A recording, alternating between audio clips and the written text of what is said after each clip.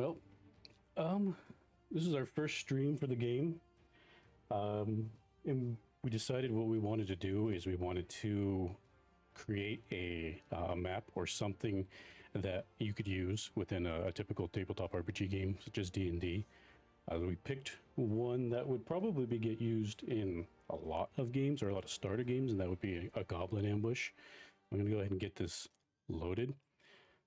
My thought was to do something along the lines of like a little camp where the players would go to rest in the evening, and little do they know that there is a goblin cave system next to the camp that the goblins like to use this area for an ambush. And so I was thinking that that could be fun to build. So I want to start. Typically, I usually like to start by getting a miniature for scale. So this is, we can call this one of the players in the game. And then that gives me a sense of how tall a person is. And so I can start by figuring that out and then getting some landscape going with some rocks past that. So when I'm setting up a scene, I usually like to try to figure out what perspective am I going to be looking at this from. So if we were to start from here and we're looking at this perspective, maybe I want to set this up as a big sort of mountain range that the players might be taking rest near as they're traveling. And so I can start getting some rocks set up here. And then we could do this and this. These two rocks create a little natural ledge right here that I can work with. So if I grab these and move them downwards, we could have a ledge that would lead back into where the goblin camp or their little cave system would be at. So we could eventually build off of that and make something pretty cool. So I'm going to go ahead and keep going. I'm going to keep this going here. Boom, boom. Build a couple more of these out. And that should be good. I don't really need to make much bigger than that. Perfect. Now I can start throwing in some extra rocks around the edges to cover up some of the cracks, make a little bit of deviation here and there, probably somewhere around here. And then I need to figure out where the players are going to actually be setting up their camp. I'm going to throw down a tent that I have here. This one will do. Yeah, we can maybe put a couple of these. So somewhere over here. If I want to make room for the goblins to be able to come in from and have a ledge and a spot for them to ambush from, then I want to make sure I set the camp far enough away from that to give me extra building room. So I'm going to get that blocked out here. I won't spend too much time on that part yet, and then I will start doing some more blocking out of the rest of the scene. I think I want to put some, let's see, I think I'll put some trees next. What I'll do is I'll add that to the brush, so maybe I can add those in without placing them all one by one. Let's see. Yeah, there we go. Let me make the scales a little bit smaller. Maybe I can brush some up here. Yeah, there we go. Perfect. That fills up a lot of space and a lot of negative space, so you don't have to feel like you're looking at a big empty space. All right. let's see. Now what I would like to do is start building up this little section. I'm envisioning, like, if we're looking at it from a top-down view, I'm envisioning what would happen is that, you know, as they would be resting here, there'd be this ledge that the goblins could sneak in from, and they could take a couple of rangers could take a perch up here, and then maybe some, like, a spellcaster could come off to the side over here, and then the melee ones, we maybe give them a little bit of a lip to walk down, a ramp, a natural ramp that they maybe can make use of. So, let's go with that. I was recently using these rocks. I don't know if those would quite be what I would be looking for. I have this one. Okay.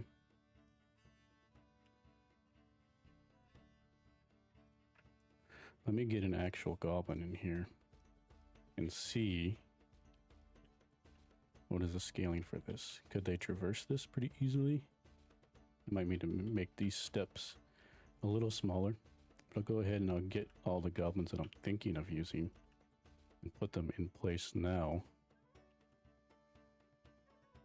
I don't know that I'm going to spend time planning out how much like CR, like, for the entire battle itself. I'm going to keep it pretty open-ended so you could use it for whatever battle that you're thinking, or for whatever encounter that you are possibly thinking. Okay, let's see. We have a bugbear. We have like a rogue that we could use. Could be good to throw a bugbear in there too.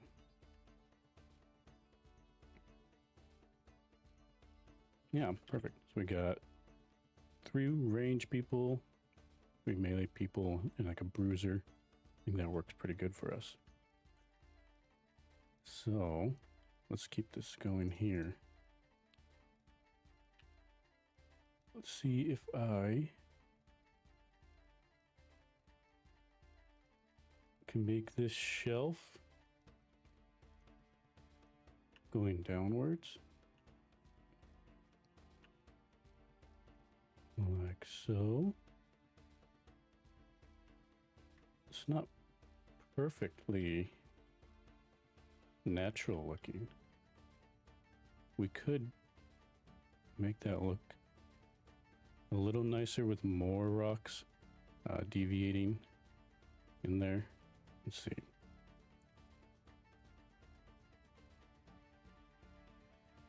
Let's see here. Something like this to help break up the repetition. Yeah. Actually, if I just use this one, this is already like a natural ramp they could use to get up, so I wouldn't even have to use these ones. So something like this works out pretty good. Yeah, I like that.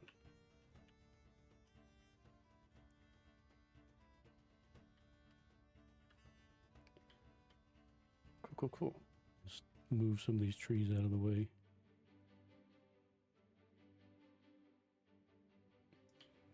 Okay. Next, I want to maybe delete some of these trees and do similar. On this side, extend this shelf outwards. Something like that.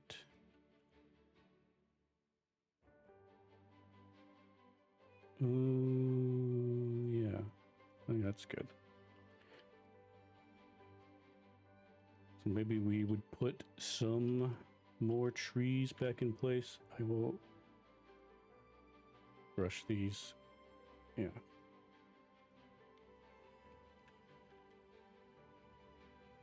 Okay. This is starting to look good.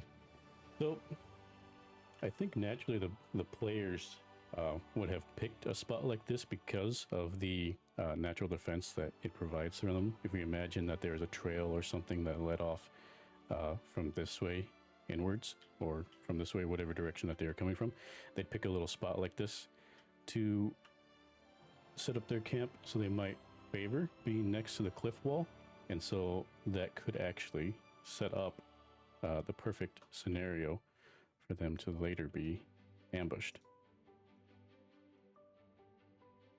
You know, provided that they fail any of their perception checks or whoever's keeping watch. So we might have it so we have our players resting here. Let's see if we can fill that roster. We got a fighter. We could have a,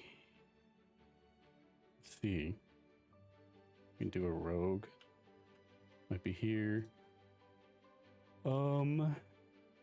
Spellcaster maybe. Well, bard will work.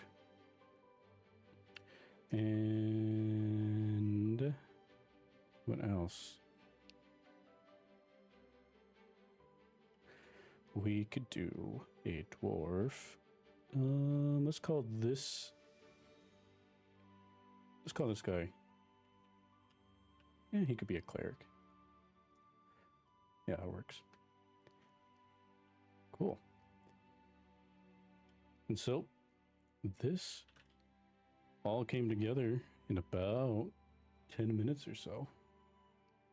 I think that looks pretty usable. And so what this gives dungeon masters is a nice little challenging spot to set up an encounter for the players, because you know once night falls, we can then have the players. Let's see. Let me get. Let's go this way. Yeah. Make it a little bit darker, like the sun is going down, but it's not quite down yet. Still some light. I'll turn the brightness up just so I can see. There we go.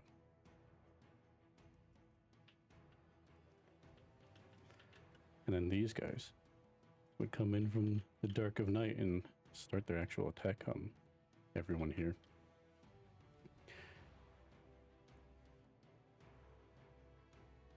Oh, hey, hello, my friends. Yeah, this is Dan. How are you doing?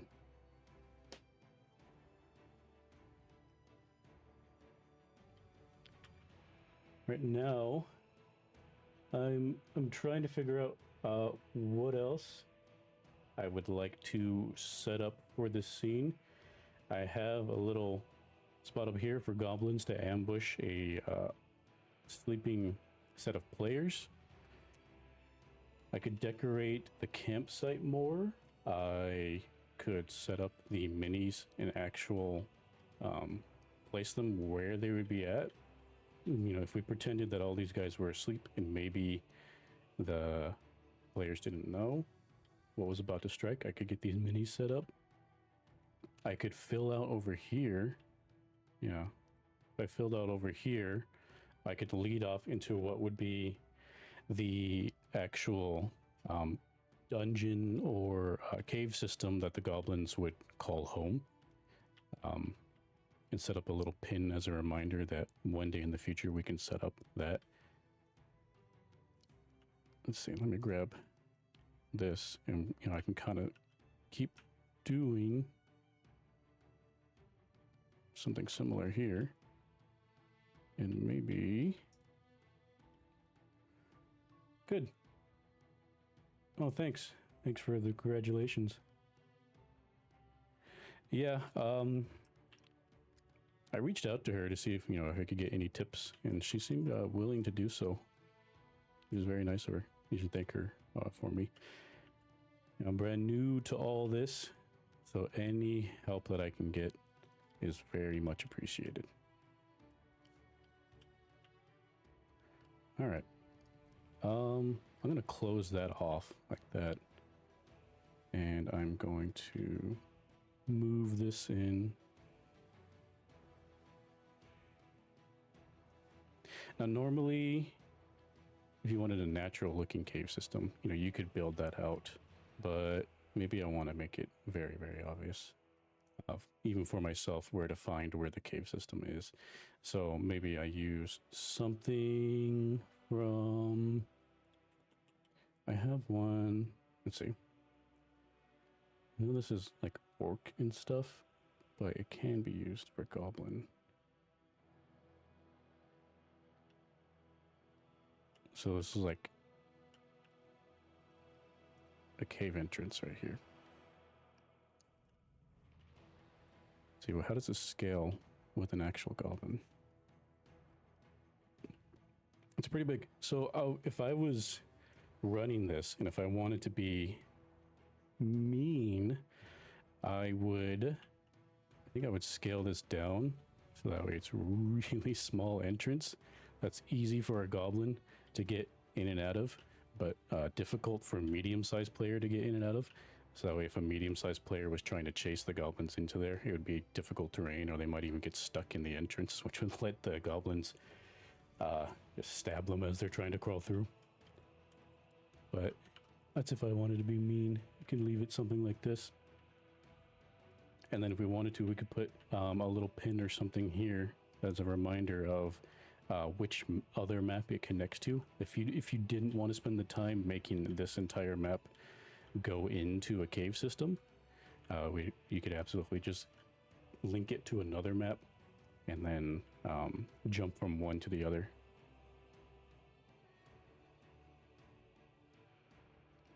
Thanks. Do you have any suggestions on what I should add next? Because I like the layout for this map so far, but I could definitely add more.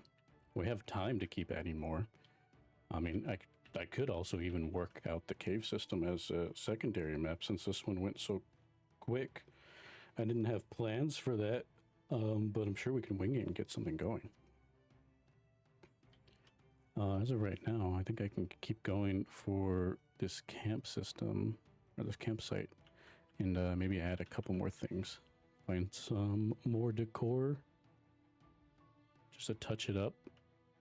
Let's see, maybe there's a bedroll inside. Yeah, there's one there, one there,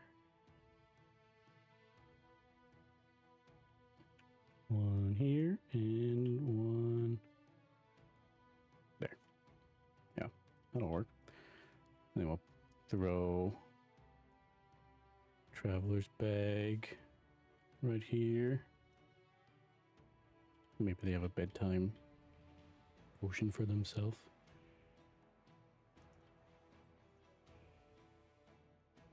Let's see.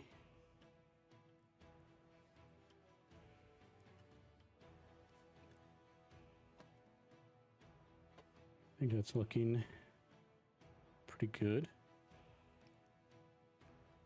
If I wanted to keep going and throwing in some more foliage, I could absolutely do that as well. I could, let's see if I get rid of this tree. Let me grab some different pieces that I can randomly spread out. Let me grab this one, this one, this one. I'll start with those. And I will bring the density down and let's see. Start throwing in a little more. There we go. Yeah.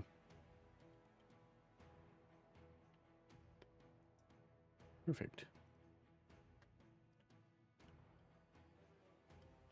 All right. What else could I get going here? I could... Let's see. I think I'm gonna get the enemies in motion now. Trying to start simulating what they would actually be doing. because if the players failed their perception check, these guys would be already moving to come into play. And so we can get them set up. So let's see. If we put a goblin there, one there, and let's see the last one here. The thing about this spot is it gives the ranged ones high ground. I think by like this, because of this angle, it almost is like, what is that, 3/4 cover? And even if they were on the edge and they wanted to step back, they could have complete cover from being hit, and it would force people to spend a lot of movement to get up to them. And that's a nice way to even out the action economy a little bit, is to make it so that way the players aren't able to maximize what they're doing per turn, and it can add a little bit of stress to the encounter, because and they can't just finish it off in 1 to 2 rounds.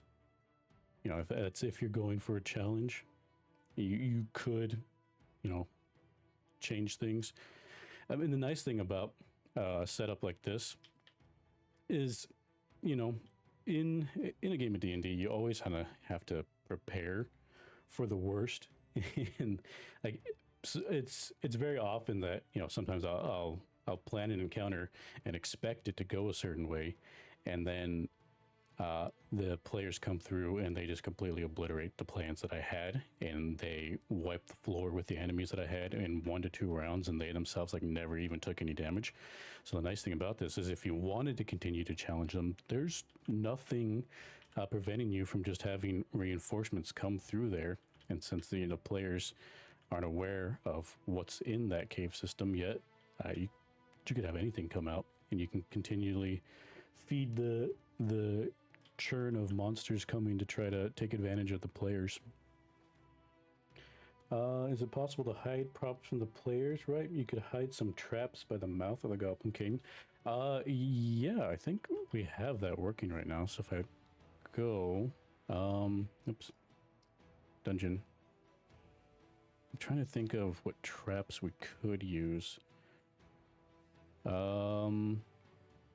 There is, you could do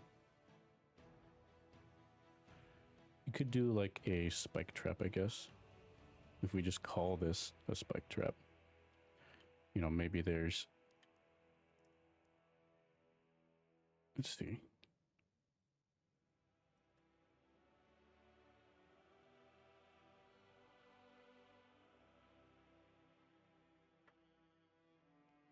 You could have those hidden like that, and this already has a pit in it, so we could put let's see, I thought I saw a open grate. Yeah.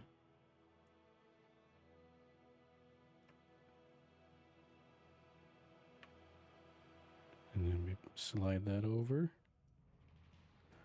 Maybe they built like a little pit trap that they would cover up with some, let's do some,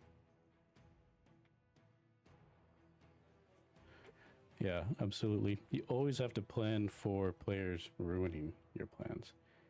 I mean, a lot of times when I DM, I mostly just leave loose notes and give myself an idea of where I think I want things to go, but prepare for it to go in any direction, and so not overly plan for any certain expectations. I mean, and actually that was part of the reason I started developing this system, is from the very beginning, before it grew into what it is now.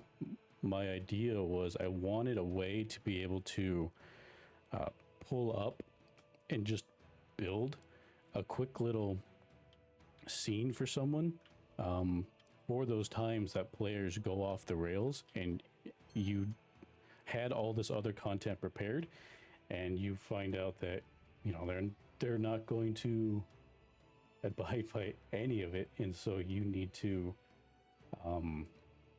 quickly just pull something out of your butt. And so that's when I started developing this, you know, and with with this, we didn't have to make it as nice looking as I did. It took 10 minutes to get it to that stage, but if all you needed to do was just block out just space relationship, so that way people can know how far away they are from one thing. Like if you were just describing where the ledge is, you could quickly and easily throw those rocks down within a couple of minutes. And that was the goal, to be able to have something that you could throw down within a couple of minutes when players go and they visit something that you didn't anticipate them visiting, and you just wanted to throw something together to make it still looks like you're prepared. Let's see. Yeah, that was, I could flatten a bush and scatter it. I was kind of thinking that too. The goblins would know where those were, right? So maybe there's just like bushes that they had growing through here. Whoop, and like that. Yeah.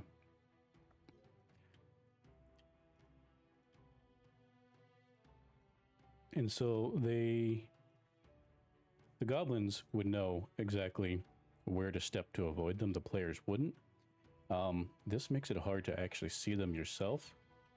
And depending on how you want to rule it, I may not even, like, I just put the traps there for myself as a reference that I put one there, but I could just rule it that when the players walk through this, they just have to roll a, like a, you know, a dexterity check or some other perception check just to see if they happen to miss. Like maybe they feel the spike before they completely put their foot down, or you know, the pit, you know, they feel the pit before they put their foot down. And so you could even do it without having those traps there, and just have them trigger just through a dice roll if you didn't, you know, want to pre-plan where they were, and if you didn't want to make it so that way you had to verify and ask the player, you know, where are they stepping and whatnot. I guess that depends on how you handle traps. Typically, I don't ever really use traps. I've never seemed to find a way that feels, I guess, what the word rewarding for the players. It always feels like a tax on the system. Like it's like a strain on the game itself and the fun, like a fun tax that you're playing and you're going through a dungeon, and then oops, my player didn't see a trap, so I take some damage. And then once players are paranoid that there's traps, then what I found happened after that is you couldn't get through 1 inch of the dungeon without them constantly asking, you know, I would like to check for traps in this door. I'd like to check for traps on this chest. So it came to a certain point that I just completely opted out of it, because it was just so much dice rolling and so many words spent doing something other than playing the fun parts of the game, at least to me. So I avoided using them.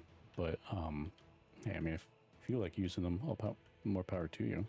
I certainly wouldn't mind using it in an area like this. It would make sense to me thematically. Goblins would probably want to make it so if they're being chased, it can get away a little bit more easily than rush into the little cave opening. Maybe there's a door system or something that could slam before it.